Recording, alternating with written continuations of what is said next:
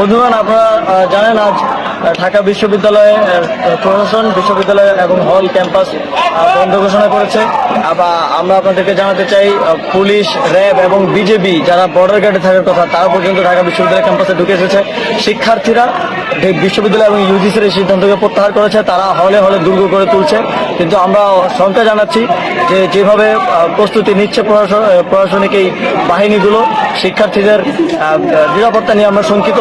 যদিও আমরা সর্বশেষ রক্তবিন্দু থাকা পর্যন্ত লড়াই করে যাব ক্যাম্পাসে থাকার।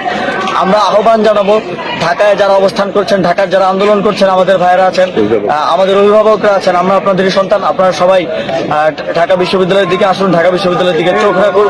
আপনারা সবাই বিকালের মধ্যে ঢাকা বিশ্ববিদ্যালয়ের দিকে আসুন। যদি গণজোয়ার ঢাকা বিশ্ববিদ্যালয়ের দিকে আসে, এটি একমাত্র উপায় যেটা আমাদেরকে রক্ষা করতে পারে। না হলে আমরা জীবন দিতে উপস্থিত আছি। আজ আমাদের হল রক্ষা করতে, যে হলকে আমরা সন্ত্রাস মুক্ত করেছি সেটা রক্ষা করতে আমরা শেষ রক্তবিন্দু পর্যন্ত লড়াই করে যাব। তবে আপনাদের প্রতি আহ্বান থাকবে, আপনারা ঢাকা বিশ্ববিদ্যালয়ের দিকে আসুন। আপনারা 4টা থেকে ঢাকা বিশ্ববিদ্যালয়ের দিকে আসা শুরু করুন। আপনাদের সমাগম এই বাহিনীগুলোকে প্রতিরোধ করতে পারে। আপনাদের সমাগম দেখলেই এরা ভয়ে আমাদের উপর হামলা করার সিদ্ধান্ত থেকে সরে আসতে পারে। ঢাকা বিশ্ববিদ্যালয়কে বন্ধ করে দেওয়ার সিদ্ধান্ত এর আগে অনেকবার হয়েছে, স্বৈরাচারের আমলে, তত্ত্বাবধায়ক সরকারের আমলে, কিন্তু শিক্ষার্থীরা, দেশের জনগণ সেটা হতে দেয়নি। এবার আমরাও হতে দিব না। এর জন্য যত রক্ত ঝরুক আমরা ঝরাতে প্রস্তুত আছি।